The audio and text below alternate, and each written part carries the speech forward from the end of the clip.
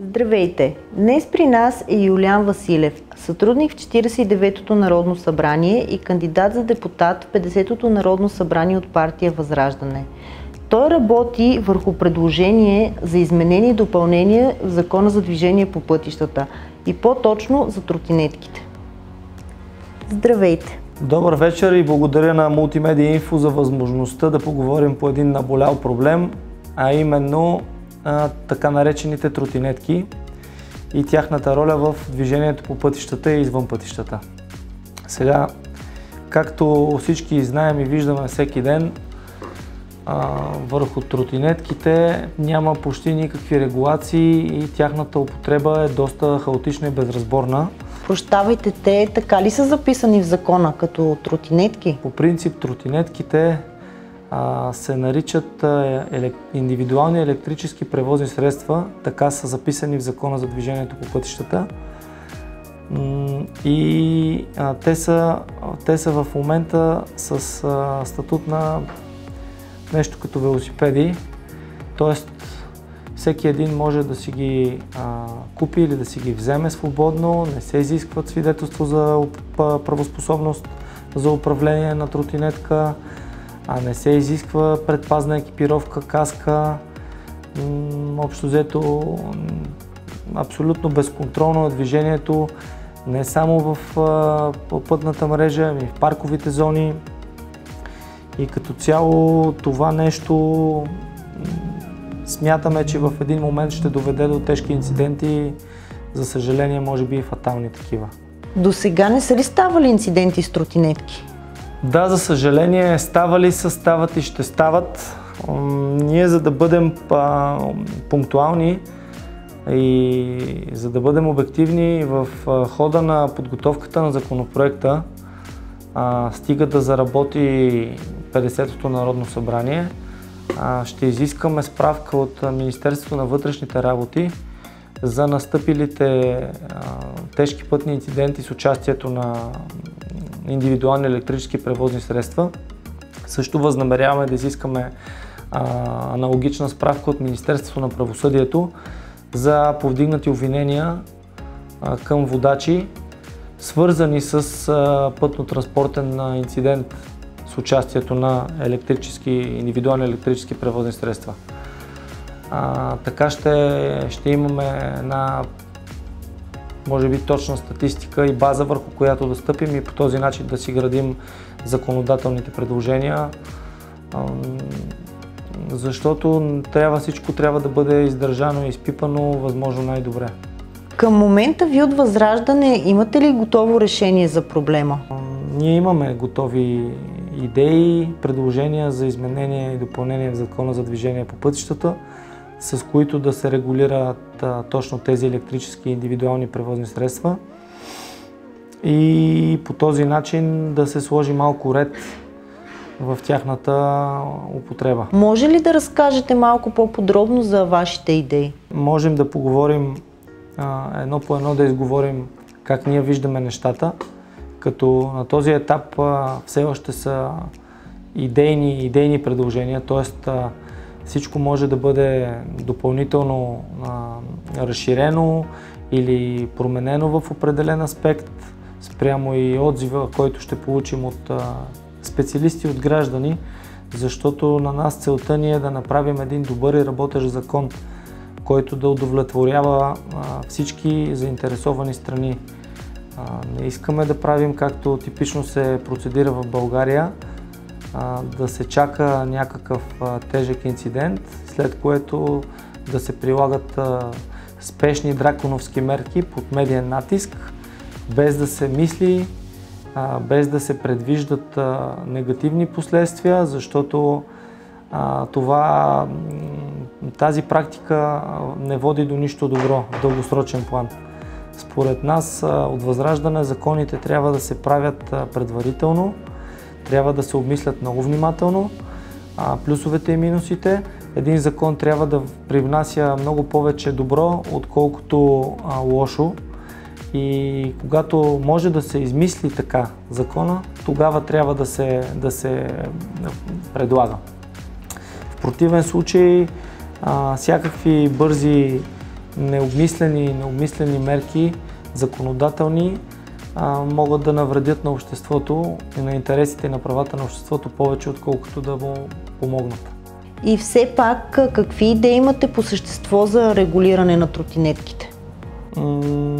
Имаме предложение да разделим тротинетките на две категории. Например, първата категория да бъде с статут, който наподобява този на велосипедите, т.е. те да могат да се движат по изключение, когато липсва велоалея, само най-дясно в платното за движение. Когато има велоалея, задължително движение по велоалея, да се забрани изрично движението в тротоарните площи и зоните, които са само за пешеходци, и да се забрани изрично движение в паркови зони на извън определените за целта места.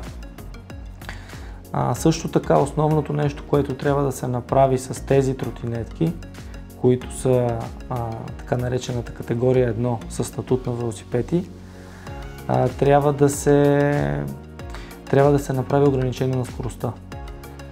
Не може, те функционално развиват, има някои модели, които са електрически велосипеди, които също спадат към индивидуалните електрически превозни средства, макар и да има друга форма, не като тротинетка, като велосипед. Има някои такива модели, развиват по 75-80 км в час. Немислимо е в паркова зона да се движиш със скорост на 1/3 от тази, за да си безопасен за себе си и най-вече за околните.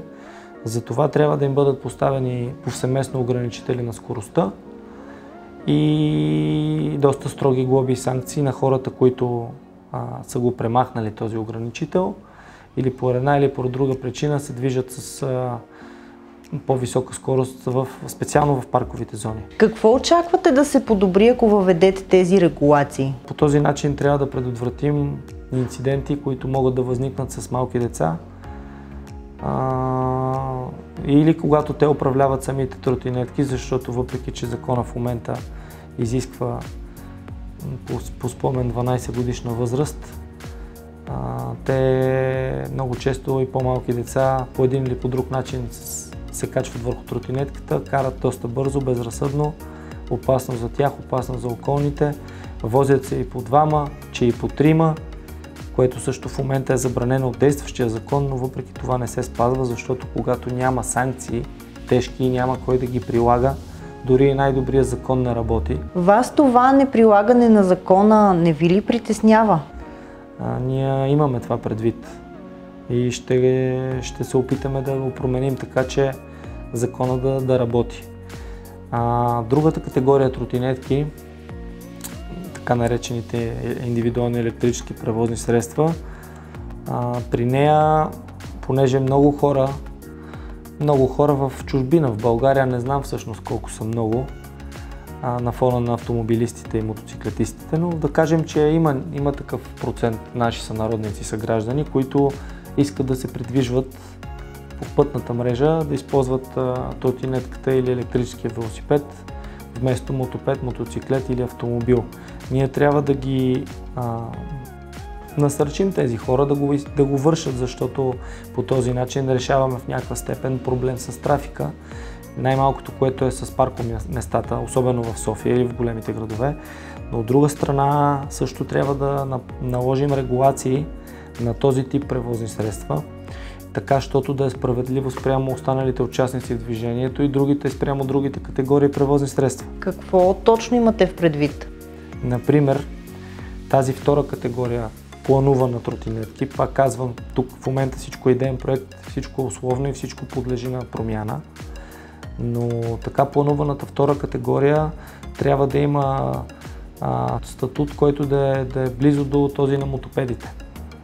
Тоест, за да се движат свободно по пътната мрежа в градовете, в населените места, те трябва да бъдат снабдени с някакъв вид регистрационен номер. Дали ще бъде стандартен табела, както са другите неща, как ще бъде монтирана, дали ще бъде някакъв цифров номер, Както знаем, с напредването на технологиите вече идентификацията много лесно може да бъде направена с стикери, по един или по друг начин. Това подлежи на доуточняване, но трябва да имат някакъв регистрационен номер, за да са равнопоставени участници в движението, както имат регистрационен номер всички други превозни средства. На тези тротинетки, които са предвидени като пълноправни участници в движението по пътищата, ще бъдат ли поставени ограничители за скоростта? При тях скоростта няма да бъде ограничавана електронно или механично, но ще бъдат ограничени законодателно на 45 км в час, така както са ограничени мотопедите в градска среда, според действащия закон за движение по пътищата. Не трябва ли водачите на тази втора категория да притежават и свидетелство за правоспособност? За да се управлява този тип втора категория, ще трябва човекът, който управлява, да има свидетелство за правоспособност. Това свидетелство не е нужно да покрива отделна категория. На първо време считаме, че М категория, която е за мотопеди, е напълно достатъчна, за да обезпечи едно безопасно управление на тези и отговорно управление на тези индивидуални електрически превозни средства. Така както М категория е потребна за мотопед и задължителна, тя, за да се изкара изпита и за да се получи свидетелството, се изисква 16 годишна възраст. В случая и тук ще се изисква 16 годишна възраст и критерия ще бъде същия, така че, както се казва, могат и по-големите ученици, дори след като имат изкарва курс и свидетелство, да се възползват и да ходят, ако желаят, с тротинетка или електрически велосипед на училище по пътните мрежи, без да се съобразяват с липсата или наличието на велоалеи и останалите ограничения, които плануваме за категорията, която спада към велосипедите. След като тези тротинетки ще се движат в градовете наравно с другите двуколесни превозни средства, не е ли редно водачите да носят каски, както и при мотоциклетите и мотопедите? Тези въпросните тротинетки, които ще имат регистрационен номер, ще се управляват с категория М. За тях ще бъде изисквана предпазна екипировка от водачите, т.е. каска, както се изисква за двуколесните моторни превозни средства. Защото не трябва да забравяме, че тези тротинетки са моторни превозни средства. Макар и електрически, макар и електромотора да подава тягата и да черпи енергия от батерия, а не е двигател с вътрешно горене, който черпи енергия от резервоар с гориво. По същността си това е моторно превозно средство на две гуми. И не е редно да има изключения за него, само защото то е тротинетка или електрически велосипед, така както няма изключение в закона за електрическите автомобили спрямо обикновените. Как да няма? Електрическите коли не заплащат синя и зелена зона из градовете. Да, има определени облекчения във връзка с данъчно облагане или по-ниски застраховки или безплатни места за паркиране, но до там. Що се отнася до колата, автомобилът си автомобил, независимо дали е електрически или с вътрешно горене. Не мислите ли, че би трябвало да има възрастова граница на управляващите тротинетки, тъй както казахте, че ги определяте в две категории? Да, благодаря за въпроса. Разбира се, според нас, както казах,